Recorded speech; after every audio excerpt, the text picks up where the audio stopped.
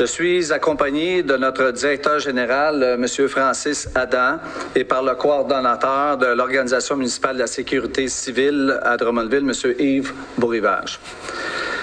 La situation semble se stabiliser, mais elle demeure plus que préoccupante dans notre MRC et plus particulièrement à Drummondville. Le nombre de cas est en baisse, oui, mais il y en a encore beaucoup trop. La pression reste très forte, trop forte pour notre réseau de santé. Le plus récent rapport du CIUS de la Mauricie et du Centre du Québec indiquait en date du 13 janvier 40 nouveaux cas dans notre région. De ces 40 nouveaux cas, plus de la moitié sont de la MRC Drummond et on sait que c'est à Drummondville qu'il y a le plus grand nombre de cas. Parallèlement, 3 nouveaux décès ont été enregistrés dans nos régions. Au nom de l'organisation municipale, je tiens à offrir mes plus sincères condoléances à toutes les familles éplorées. Il ne faut pas baisser la garde. Au contraire, nous devons redoubler de vigilance. Le virus est toujours bien présent et ce, partout. Je vous rappelle que le CIUS de la Mauricie et du Centre du Québec a mis en place une offensive de dépistage dans notre MRC pour avoir un meilleur portrait de l'ensemble de la situation. La capacité d'accueil de la clinique désignée de dépistage a été aménagée dans les locaux de notre ancienne bibliothèque au centre-ville et le personnel a été rehaussé. Le dépistage doit demeurer le réflexe à adopter, particulièrement à Drummondville. Il y a des plages horaires qui sont disponibles chaque jour. En plus, des tests par gargarisme sont maintenant proposés, ce qui rend l'expérience moins inconfortable. Plus on fait de tests de dépistage, mieux c'est, et ce, pour le bien de l'ensemble de notre communauté. C'est donc très important, dès l'apparition de symptômes, même légers, de prendre rendez-vous et d'aller vous faire dépister. Pour ce faire, il y a le site web Clic Santé ou encore par téléphone en composant le 1-877-644-4545. Maintenant, j'aimerais passer la parole à notre directeur général, M. Francis Adam. Merci, Monsieur le maire. Nous sommes très contents d'annoncer la réouverture partielle des lieux physiques de la bibliothèque dès lundi prochain, le 18 janvier, mais principalement pour la clientèle étudiante, comme demandé par le gouvernement du Québec. L'accès à certains services de la bibliothèque sera donc possible pour cette clientèle étudiante sur présentation d'une preuve de fréquentation scolaire, exemple d'une carte étudiante, des trucs comme ça. Les étudiants pourront profiter des espaces individuels pour lire ou étudier ou encore utiliser un poste informatique branché sur le réseau Internet, et évidemment, puis ils vont avoir accès au Wi-Fi aussi de la bibliothèque. On sait que ce ne sont pas les bibliothèques de toutes les écoles qui sont présentement accessibles. Nous sommes donc très fiers de soutenir la réussite éducative.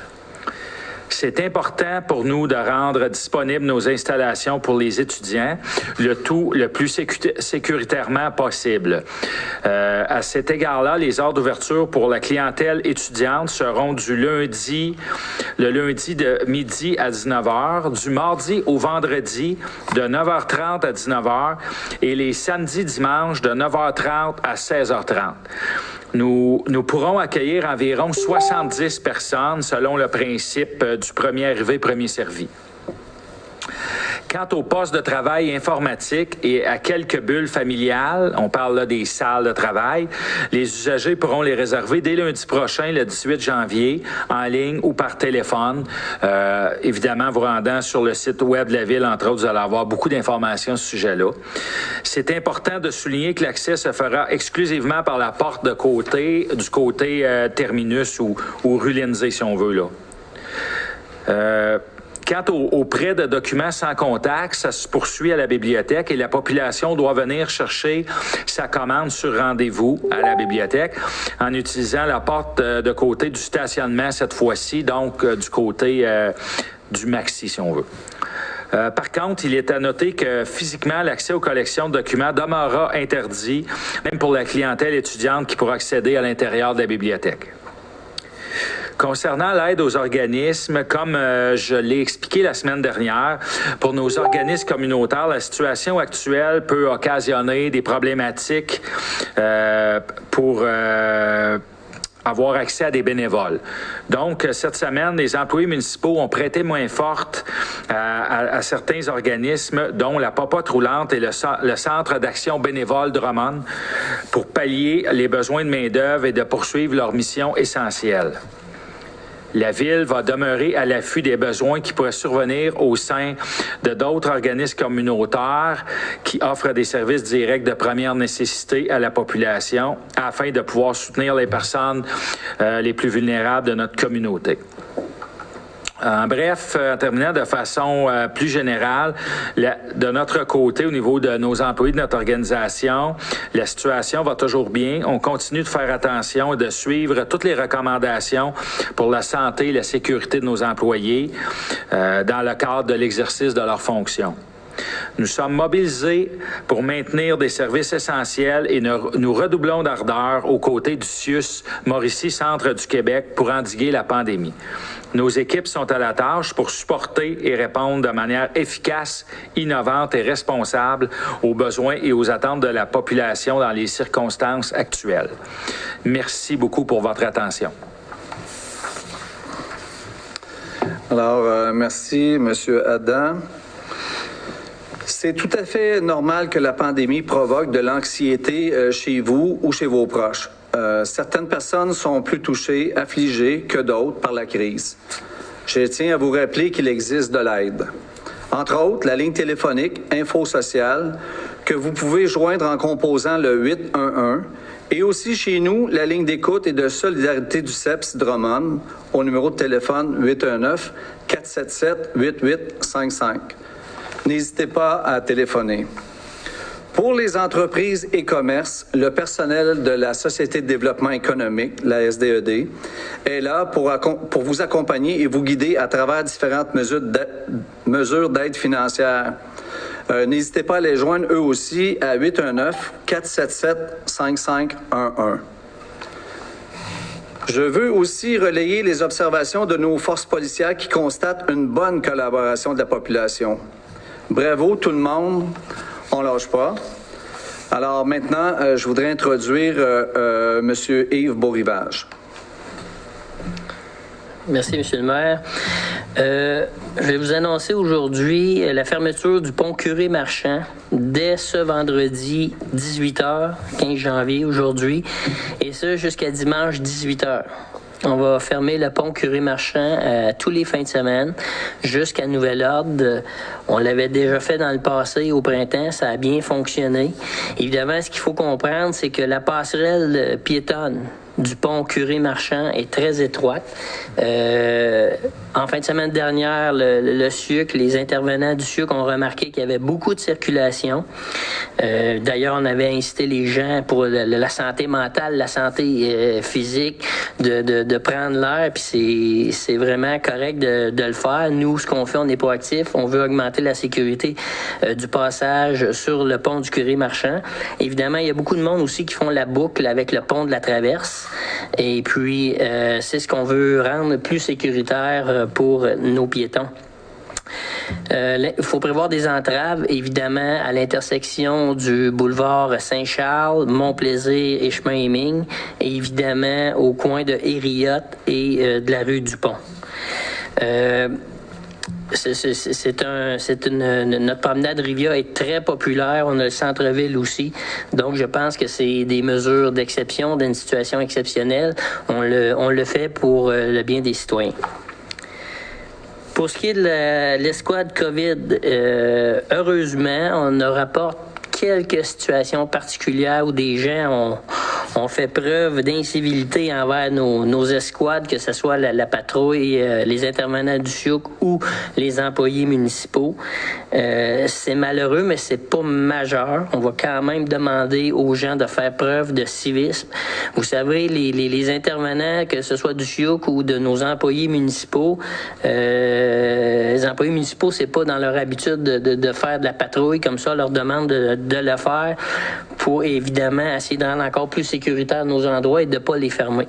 Donc, on demande aux gens, s'il vous plaît, de respecter nos intervenants.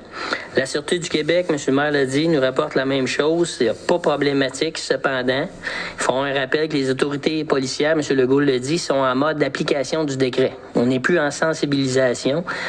Les effectifs sont ajustés. La Sûreté du Québec travaille avec les partenaires du milieu pour cibler les endroits problématiques. On reçoit des appels des citoyens qui dénoncent certaines choses. Et puis, avec les partenaires du milieu, on cible les endroits problématiques pour intervenir. Et évidemment, pour la Sûreté du Québec, ils sont en application du décret. Et évidemment, les contrevenants s'exposent à des constats. Je vais vous parler des patinoires extérieures. On retrouve dans certains patinoires extérieures des chalets pour rapidement mettre les patins, se réchauffer un petit peu. Il est important de porter le couvre-visage à l'intérieur des chalets. Évidemment, on rappelle qu'on ne peut pas jouer au hockey. Les patinoires sont accessibles pour le patinage libre avec 25 personnes selon les règles sanitaires et on doit respecter. Nos escouades vont aussi faire le tour de ces patinoires ciblés. Au préalable, également, pour les patinoires extérieures, comme celle réfrigérée Victor Pépin de la Seigneurie et la patinoire du Parc Guillemette de secteur Saint-Charles, on doit réserver au préalable pour aller patiner. J'en profite également pour souligner le précieux travail des intervenants du SIUC, puis en collaboration avec la Sûreté du Québec. Évidemment, la Sûreté du Québec va également être avec l'équipe équestre en fin de semaine sur le terrain pour le respect des règles.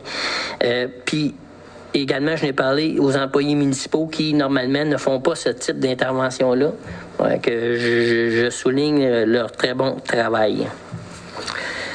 Évidemment, on va sillonner, on l'a dit la semaine dernière, les endroits on est victime de notre succès avec la promenade Rivia, le boisé de la Marconi et autres. Ces endroits-là, je vous souligne encore, qui vont être étroitement surveillés pour rappeler avec nos intervenants les règles et aux besoins. Et aux besoins pour les gens qui ne veulent pas tempérer, on fera appel à la Sûreté du Québec, l'application du décret. Un rappel des règles sanitaires, là, plus que jamais, on le dit, on le répète, je pense que le monde est tanné, tout le monde est tanné d'en entendre parler, mais on a, par respect, monsieur le maire l'a dit, par respect pour nos travailleurs de la santé, qui pour moi, c'est nos héros présentement dans ce domaine-là. Souvent, on disait les pompiers là, sont des héros quand on a un incendie, là. Mais on s'entend qu'il n'y a pas un feu à toutes les heures. Aujourd'hui, présentement, nos héros de la santé, c'est 24 heures sur 24 sont exposés au risque. Pour moi, nos héros. Donc, par respect pour ces gens-là, nos travailleurs qui font un excellent travail, à partir du médecin, aller jusqu'aux infirmières, en descendant jusqu'à tout ce qui est fonctionnel à un hôpital, s'il vous plaît, par respect pour ces gens-là, respectez le 2 mètres, le couvre-visage, laver les mains, éternuer dans le coude, etc. Là, j'ai une norme, mais je pense qu'on ne peut plus ignorer ce sont quoi les règles sanitaires. Ça ne nous empêche pas non plus en tant que citoyens, je l'ai dit.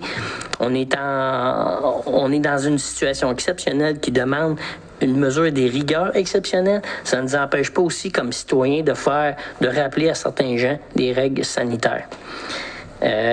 Il faut éviter le point de rupture dans nos hôpitaux et c'est par mesure de respect qu'on demande ça à nos citoyens. On rentre dans la deuxième fin de semaine du couvre-feu. Évidemment, les policiers vont ajuster en fonction des besoins pour la surveillance. Comme parents, on demande aux parents aussi de peut-être faire un petit message, un rappel amical à nos ados. C'est-à-dire qu'il n'y a pas de rassemblement, pas d'attroupement. On sait que ça a été un problème, donc on demande aux parents de jeter un coup d'œil, de faire un petit rappel à nos ados.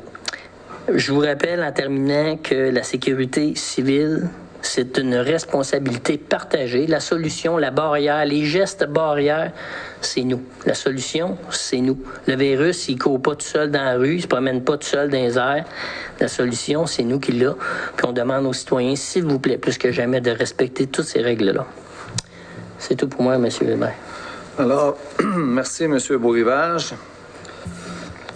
Alors, il est primordial de suivre à la lettre les directives sanitaires de la santé publique, dont l'imposition du couvre-feu. Il nous faut donc rester à la maison, limiter nos déplacements, télétravailler, porter un couvre-visage, respecter la distanciation physique, se laver les mains aussi souvent que possible. Je tiens à dire au personnel du réseau de la santé et des services sociaux, à nos anges gardiens, de ne pas lâcher. Tout ce que vous faites pour nous, c'est, comme le dit M. Beaurivage, c'est exceptionnel, c'est admirable. Nous, c'est-à-dire la grande majorité de la population qui suivront les consignes et qui demeureront vigilants, on ne vous lâchera pas. Nous sommes derrière vous. Je rappelle aux citoyens toute l'importance de collaborer aux enquêtes du réseau de la santé pour freiner la propagation du virus. Collaborer avec la santé publique pour le traçage, ça aussi c'est important. Je veux conclure sur une note d'espoir. La vaccination qui se poursuit à Drummondville pour le personnel soignant et les personnes vulnérables, plus particulièrement, est une lumière au bout du tunnel. Maintenant, près de 6 000 personnes de notre région ont reçu le vaccin. Continuons à nous serrer les coudes, car la vie nous réserve de meilleurs lendemains. Si on lutte tous ensemble, je pense que nous pourrons atteindre et retrouver à terme une vie plus normale. Je vous remercie de votre attention. Je vous souhaite une très bonne journée et je passerai maintenant à la période de questions à ceux qui ont des questions. Oui, Martine Demers de l'Express. Est-ce que vous êtes en mesure de dire combien de constats d'infraction pour non-respect du couvre-feu ont été remis à Drummondville depuis son entrée en vigueur? C'est pas quelque chose qu'on veut dénoncer. On n'a pas les chiffres de plus. Mais ce qu'on peut vous dire, c'est que je pense qu'il faut dire la vérité. Je pense qu'il y a plus de gens qui respectent qui non respectent. Disons qu'on a une très belle collaboration de la population de Drummondville. Outre le pont Curie-Marchand, est-ce qu'il y a d'autres endroits ou situations problématiques qui vous ont été rapportées par l'escouade de COVID-19 depuis samedi dernier? M. Beaurivage va répondre à cette question. Oui, j'en ai pas parlé. Merci de soulever le point.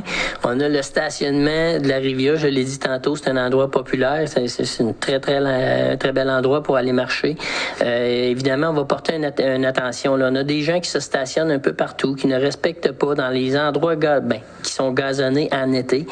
Donc, on demande à ces gens-là, s'il vous plaît, lorsqu'on voyait qu'il n'y a plus d'espace de stationnement dans la normalité, d'utiliser soit les rues limitrophes ou le stationnement du complexe aquatique. On a également, puis on le fait pour les citoyens, on a parlé tantôt qu'on va fermer le pont Curie-Marchand. Donc, on peut aussi utiliser le stationnement. Oui. Stationnement, effectivement. Donc, je pense qu'il y a plusieurs options. Donc, quand le stationnement est plein, s'il vous plaît, d'en prendre un autre pour respecter nos aires de stationnement. À ça, oui. Oui. J'ai dit à ça, je pourrais peut-être ajouter qu'on a demandé de mettre peut-être un agent dans le service, dans le stationnement de Rivia pour aider parce que c'est pas évident. On voit pas les lignes blanches, comme dit M. Beaurivage. Et aussi, en profiter tout en saluant les gens, de leur dire essayez de garder les distanciations. Là. Donc, c'est pas prévu que la ville ferme le stationnement de la promenade Rivia comme en mars dernier, là, par exemple? Pas pour le moment. En ayant quelqu'un là qui accueille les gens, qui leur montre où stationner et d'en profiter en même temps pour parler à ces gens-là, ben, la solution qu'on préconise, c'est celle-là. Vous avez mentionné vendredi dernier que la situation concernant le service de transport en commun serait réévaluée. Est-ce que le service va être maintenu tel quel? Je vais laisser la parole à M. Adam. Pour le moment, justement, avant la rencontre, j'avais prévu que vous nous poseriez des questions sur le transport en commun. Je me suis mis à jour.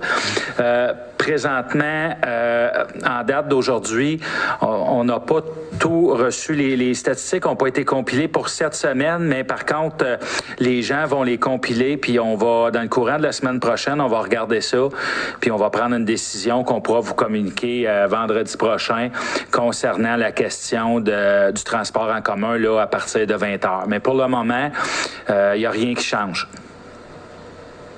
Merci. Est-ce qu'il y a d'autres questions? Si jamais c'est une difficulté de nous parler, vous pouvez toujours nous appeler ici aux communications. Alors, merci d'avoir été là et bonne fin de journée.